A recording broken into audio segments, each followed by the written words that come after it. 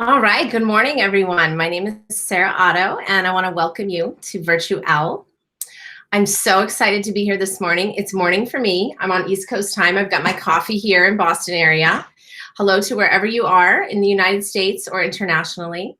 I just want to thank Carol and Tan for having me and this incredible group of educators here with you today. I'm also really excited, want to give a shout out to two of the other contributors that I also do some work with in my organization, and that's Emily Francis, woo, and Sarah Saeed. So woohoo to you as well. I'm so excited. I want to get right in here and get oriented here. So if you're curious about some considerations for looking at curriculum and wondering what the considerations are for you, whether you're a content teacher, a language specialist, whether you're an instructional coach, whether you're a trainer of teachers, or whether you're a leader or a coach, you're in the right place. So let's dig in. I'm going to do my screen share with you, and I'll come back and talk to you later about some of the resources and answer some questions that you might have. But for now, I'd like to share with you my presentation and dive right in. Great. So here we go. We're going to be talking about how to make it functional. And what do I mean by that? Well, I mean both fun and functional, operational for our students and also for the teachers. That's the most important thing. Curriculum can be challenging, and planning and designing meaningful instructional learning experiences. And of course, assessment is complicated stuff. And I want to share with you some practical tips for what I do in my work and my team does, what I did as a teacher, what I've done as a coach, and hoping really that you can walk away with at least one idea to bring with you. So with that, let's get going. So this is a little bit of my team. I'm so lucky to have been able to start a consulting organization called Confianza. We've got 8 coaches working out here in the East Coast, across the US, and more internationally. We're also loving our contributors. As I mentioned before, we've got Emily Francis and Sarah Saeed here at this conference today, plus many other talented teachers and teacher leaders and professors sharing with us to expand our content to bring to you. We do a lot of that with our free articles online, and also through our long-term professional learning partnerships. That's what we do. We coach, we do online, blended, face-to-face professional learning workshops, courses, all about impact, all about making sure that our students advance in terms of equity, language, and literacy. You can see that at the top right here. Try to reconceptualize ELLs. So it's not just about the students, because it's not. It's about us. What do we need to do to support them? Well, I'll tell you what we need to do. We need to first think about how we need to have an equity-based mindset, right? That's the first thing. And then we want language and literacy in every classroom. It doesn't matter if it's pre-K all the way through 12th grade, any classroom at all in any school. And I won't go down too far in terms of our content, but you can see here our 7 major areas that we have courses and our workshops that support our professional learning partnerships. And speaking of partnerships, these are some of the other organizations that we partner with. I'll be sharing with you some of the fantastic resources from several of these amazing collaborators that we're fortunate to work with. All right. I want to just say one more thing. If you're interested, I'm going to be following up and sharing a tool that kind of puts this whole presentation together. You're welcome to join our mailing list. It's really easy to sign up at ELLstudents.com, and we send out lots of fantastic work that our contributors design, and also let you know about some of the events that we have. So please consider doing that. We can stay in touch. I'd love to hear how things are going. Confianza is a cultural concept that means mutual respect and trust. And I was just listening to our keynote talk about how it all starts with relationships. And that's what our work is all about. My dad always taught me, kids don't care what you know until they know that you care. And that's really what it's about. We can have all the fancy curriculum and standards and strategies and programs, right? But that's not going to get us anywhere unless our students know that we actually really care about them. That's undeniable. So I just want to start with that and let you know that that's all that my whole career has been built on as a teacher and as a coach and now as a consultant. And of course, what we know to be true in schools, no matter what role we have. So keeping that in mind, that's key to our work. And with that, I just want to connect to the love. I mean, gosh, if you're here today and instead of sleeping in perhaps, or going on a walk, or going out to brunch, you have a lot of love in your career. And I really just want to thank you for that, because that's incredible that you're coming to this fantastic event that Carol and Tana put together, and that you're putting in the extra effort. And I realize that a lot of you don't have professional learning really opportunities at your school and district. And I understand that, I've been there. And that's one of the reasons that we try to bring in a lot of free stuff, on our sites, and also with our partners. So I'm with you. And I really just want to thank you again for being here, whether you're catching us live or you're coming back later. So with that said, here I am, Ms. Otto, back in my days of teaching, thinking about how it's not just about teaching them, but again, how do we reach them? So when I go through this set of considerations about making it functional for academic language, and of course, not just making it culturally responsive, but linguistically responsive as well, I want you to think about this idea of both teaching them and reaching them, and how we have to do both, right? It's that heart and the head together. So let's get into it. We're going to make it functional, right? It's really about curriculum guidance for teachers of English language learners, and what I'm going to talk about in a minute, which is academic language learners. In 20-25 minutes, I'm not going to get in super depth because it's a short amount of time, but what I want to give you is some tips to think about. I'm going to call them pro tips because it comes from the work that I do every day with my team. And again, take what works for you. Another way to think about this is, as I said before, both linguistically and culturally responsive planning, because of course teaching is great, but the best teaching comes with thoughtful planning. So we're really going to focus on the planning today. Or another way to title this, kind of tooling around with the titles, is designing learning experiences with the end user in mind. And gosh, if you don't know what end user means, I'm talking about if you're using your iPhone, you're the end user. But whoever designed the iPhone, that's the back end. Those are the software engineers, designers, so on and so forth. We want to make sure that it's as user-friendly as possible, that everything we're doing is not a surprise to our students, that it's fun, that it's functional, and that, of course, it advances their learning. And that's what we're going to talk about here. One more thing I want to discuss very briefly, actually two more. The first is how we've got this idea of language, right, on the left, and then we have content on the right. What's beautiful about where we're going in the field of English language development is that we know more and more that there's an overlap. And this overlap is no longer just in the domain of the ELD specialist. It's really about providing the tools and therefore the responsibility to all educators, whether they're content specialists, instructional coaches, right? Even I would extend that to instructional leaders. It's no longer just the role of the ELD teacher to be responsible for and plan and teach for academic language. And so this sweet spot in between is what we really like to call, that's where ALLs live. Okay, so ALLs, that's really all students, right? Those are academic language learners.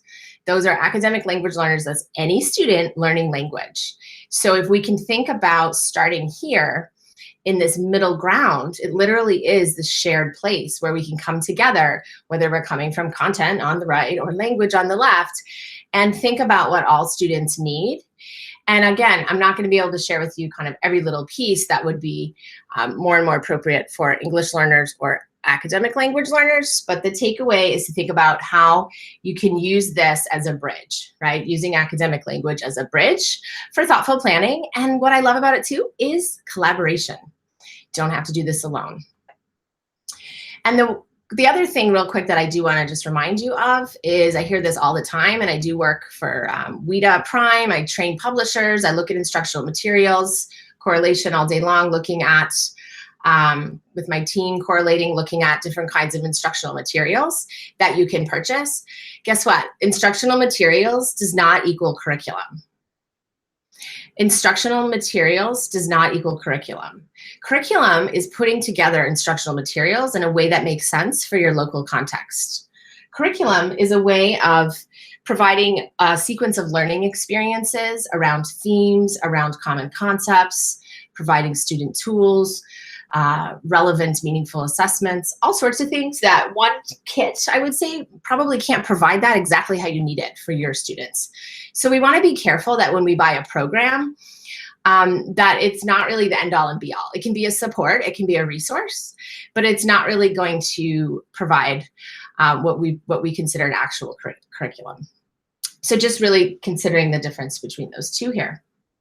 All right, we're going to move through 4 pro tips for curriculum guidance. The first one goes to what I was just talking about, systematizing and collaborating. What do I mean by that? I mean, let's think about when a student, the end user, is going through their school day. We don't want them to be in ELD doing one thing that's totally different, if at all possible, from English language arts, social studies, science. We could add math to this, visual arts, on and on. We want to try to find common themes across. And this is an example of a project that I'm working on with a partner school out here in the Boston area. And we're really using what I'll share with you later, these social justice standards, to create quarterly themes that are more than language and more than one content area. This is identity, right? Identity is who am I and what is my community? Well, we can do a lot of amazing things there. We can do things with language functions that go across content areas. We can create autobiographies, different kinds of performance assessments, whether we're in ELD class, but possibly also, we like to say, across the curriculum. So not just having this silo of ELDs over here, math is over here. What if we connect it? What if we start with the end in mind in terms of the end user experience being more cohesive?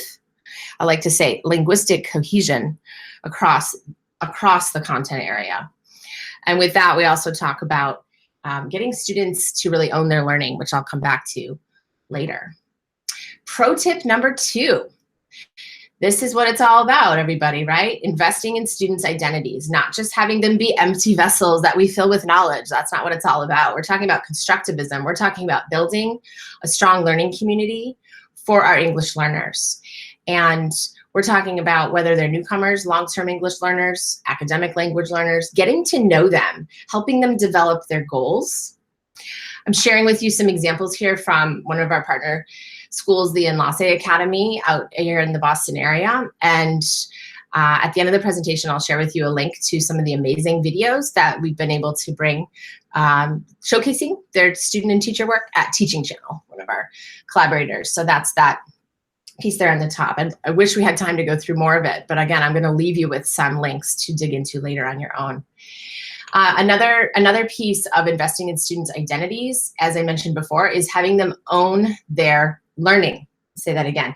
Having them own their learning. Again, how do they know what's coming? How do they know where they're going in language? How do they know where they're going in content? Can we create student-friendly tools that go across content areas, that go across the school day, that go across their career in any given school, so that they can really see, okay, this is why I'm here. Here's how I know that I'm moving along in my language acquisition. Another piece of this is making sure that we have windows and mirrors. You know, we have different text experiences. We don't just have the classics if our students are, say, Dominican. We want to bring in different kinds of authors that reflect their own experiences and make sure that they're really invested in school. Why? Because we're investing in them. That's where it starts. Next, highlighting language goals. Now, this is really exciting because this is when the world of systemic functional linguistics comes to not just the ELD world, but as I said, the ALL world. And this is when we're thinking about not just content goals, but language goals.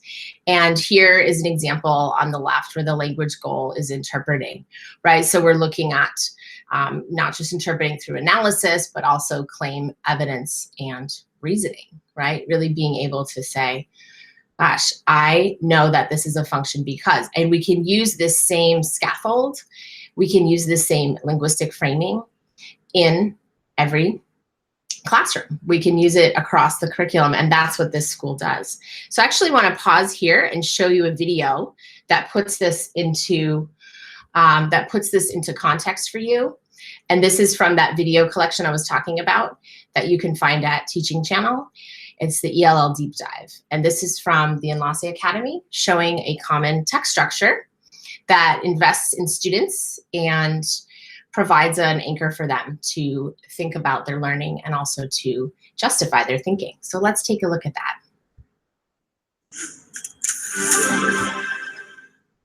In order to have students organize their writing in a clear, concise way, I have students use a claim, evidence, reason structure. So our question, did world leaders make positive or negative choices during the Syrian civil war? In the past, students were writing, but they weren't necessarily elaborating to the point where they were really explaining what they wanted to say. All right, so why did you pick this one? Why is this one the strongest for you? And so when we noticed that, we introduced the structure of starting with a claim, moving on to some evidence, and then explaining why in your reasoning. And those all correspond to a different color. So our claims are blue, our evidence is red, and our reasons are green. And students know that because we have an anchor chart in the room that they can reference frequently. The coloring just helps them to remember if they've already done one blue, one red, and one green, they need to go back and do another claim, evidence, reason. So it helps them to sort of build that structure over and over again, especially when they're writing a paragraph. So first, Bashar shows to attack the Syrian people. For all of these, we use different sentence starters. For example, their claim should always start with a sequence word. So for example, according to my text. For evidence, we use according to the text or based on the text. This show that. And for our reasons, we always use this shows blank because blank. This show that Russia helped the government. So what I want to see from students is that their claim is pretty short, just a quick introduction of their idea. Red should be about double the size of their claim, and then their reason should hopefully be very long. We want to see a lot of green on that paper when they're writing. So Ern, do you want to respond to Luis's point? Yeah, I disagree with Louis because according to the text it says, when they present their arguments during the debate, they'll read those and then they'll place them on one side of the room or the other.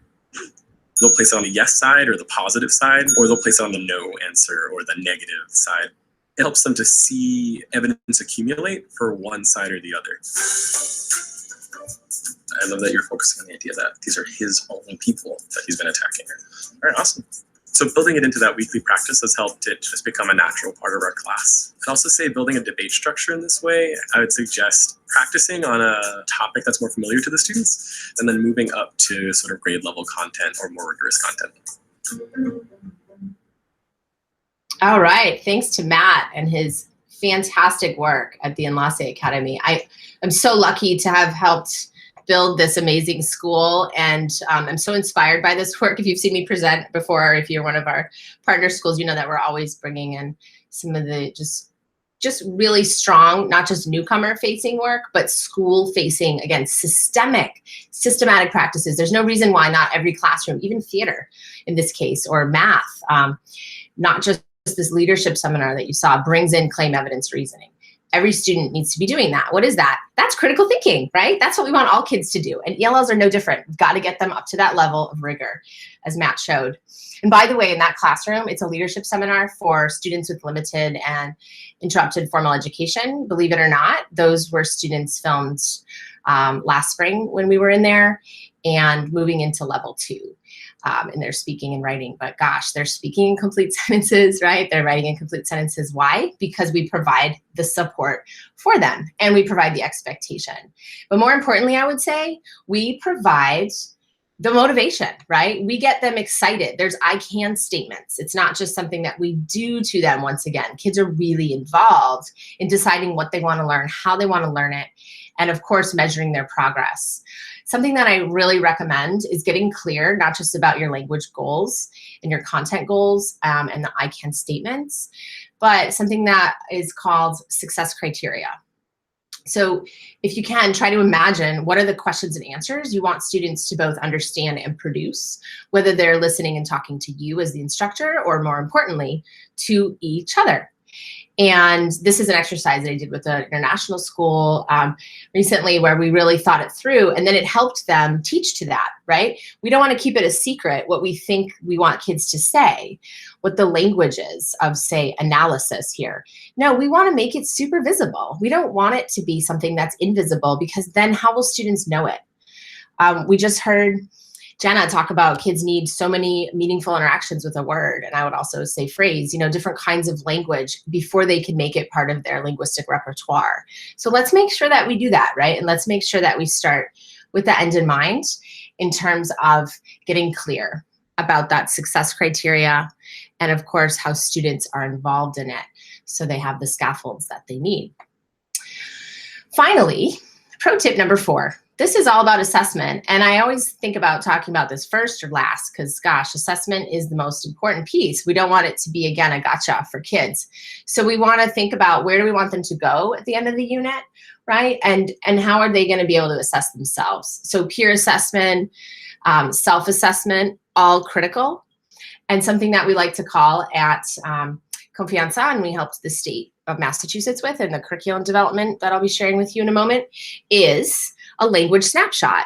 So snapshots of language throughout a unit, not waiting till the end, but looking at a pre-assessment of, if we're saying analysis language, for example, how did we know that they know that in the beginning? What do they know? What words and phrases do they know using analysis language, right, for example? And then throughout the unit, using some kind of portfolio to document student growth. A lot of the teachers that I work with, like Seesaw, they like having kids input their own speaking and writing language samples, which I think is, again, fantastic because it promotes student ownership.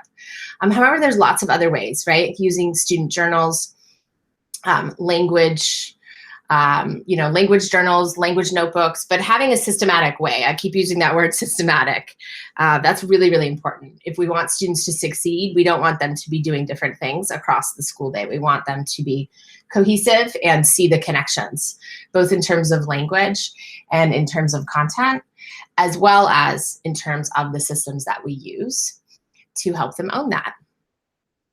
So that is pro tip number 4. We're rounding to the end. Oh my goodness, time is flying. I'm going to review with you very quickly these resources. And again, I encourage you to sign up because I'm going to send out a little summary and put this together in a tool for you to stick in your back pocket or your Google Drive, whatever you like, and go back to kind of as you're planning for the school year next year, if you're doing some curriculum work like I am with teams over the summer, or if you're on your own. I think there's something hopefully for everyone here. So let's just quickly review these resources. The first one is from the Massachusetts Department of Education. I was involved as a consult on this really exciting unit design project that brings in a lot of these pieces that we're constantly coming back to. The social justice standards that I mentioned before, I can't get enough of them. And as a teaching tolerance certified trainer, I'm always bringing that stuff into leadership work, into classroom work. And gosh, that's just the tip of the iceberg, the social justice standards. There's a lot there that's ready and free to use in your classroom. The resources and tips that we have, that's sort of our blog. It's a little more than a blog because it's research-based. It's connected to current evidence-based practices. And like I said before, both Sarah Said and Emily Francis have helped us with that growing library, as well as our team and others. And then finally, the ELL deep dive video library. That's just fantastic. I'm so super lucky to be the consultant on that project and have brought them to both Lawrence to see the video and many other videos like the one you just saw, as well as my old district in Wisconsin, looking at dual language classrooms there. And so we're just thrilled about trying to keep filling in the holes of what might be missing on that resource bank of videos. So what I'd like to do now is stop sharing so that I can get you back here and I can look at you because I'm really kind of a face-to-face person. So let's see if I can get this. And here we go. Hi again. Hey, I hope that was useful for you. I can't wait to look at the comments in a moment and see if there's any questions. This is the time to put in any questions that you might have that you'd like for me to go a little deeper on, since we do have a couple more minutes. So here's some of the resources I mentioned. If you go to that website for the Massachusetts Department of Education, you're going to be able to download this entire resource guide for free. And it's called the Next Generation ESL Project. And while it was designed for unit design and lesson design with functional academic language, kind of WIDA meets understanding by design, it's actually great for content teachers too. And that's what I'm trying to explain to you is I really use this. We use this in our curriculum guidance work with all teams because there's something for all, right? There's something for academic language learners and English language learners. And then the other piece I want to point out is that that resource from Teaching Tolerance, that's just a place, if you're not familiar with it, just spend a little time, sign up for their free newsletter and resources. They have incredible things like, this is what I mentioned before, the social justice standards. And in several districts right now, we're building units cross-curricular for English learners and academic language learners alike, because we're all academic language learners, around these 4 themes: identity, diversity, justice, and action. And identity and diversity is essentially prejudice reduction, but justice and action, that's collective action. And that's looking at anti-bias education, which is a whole nother YouTube live that we should do another time, that I'm really passionate about and super excited to do more work in that area to empower schools to, to fight against prejudice and bias. So with that, there's a lot of ways that curriculum can bring in a lot of the pieces that we want to have, like social emotional learning, as I mentioned, bringing in students' identities, having them assess themselves, look at their own growth. It doesn't have to be something separate. It can be embedded in what we do. And I think that's the most effective way that, as I said before, it's not just going to be only a program that we buy, it's what do we infuse into it to make it our own for the students that we have. So let me take a look at the comments and see what we've got here. Jeffrey Robinson. Hey, great. You like the wall organizer? Yeah, so the language and content objectives with the 3 tiers of vocabulary, that's something that Enlace does across the whole school. And some of the other schools that we're working with are doing similar things so that kids aren't doing a cognitive leap, right? They're not moving from one class to another with a different system. It's the same system from classroom to classroom, which is a research-based, brain-based strategy. Damaris is in the house. Yes, she's a Fab 5 squadster from Teaching Channel, ELL Deep Dive. I'm so glad you're here. Thanks for your comment. I love sharing videos from Teaching Channel. Yeah, and the color coding. I know, isn't that brilliant? Another brain-based strategy for all learners. The brain loves color, unless you're colorblind, but that might not be as effective. But yeah, those little tips are really helpful. Jenna, systematic and consistent. I know, we can't say it enough, right? It shouldn't just be in one classroom or occurring in isolation. It's great to hear your connection on that. Thanks for the validation. Oh, thanks, Valentina. Nice to have you here. I see Kelly. Nice to have you. And everyone else who's listening, either live, good morning again. Enjoy. Can't wait to watch other presenters while I have the rest of my coffee. And if you're joining us, on the archive, I want to thank you for finding us. And please, hopefully there's something here for you to support your practice or the teachers or educators that you serve. So with that, oh, we got one more. Yeah, Laura's saying she just finished her first year. Oh my gosh, 3 different grade levels. Yeah, finding those systems, that's what it's all about. Gosh, so I really, again, want to thank you for all your comments and for, again, all the love, the passion. It takes a lot to continue your professional development. I know I say myself that I'm never done learning. I have so much to learn always. And as you can see from my book collection, I'm always reading and learning from my colleagues and from the teachers like you that I serve. So I'll just stay on for another minute, see if there's any other questions or comments here. I think you've seen the schedule for the day.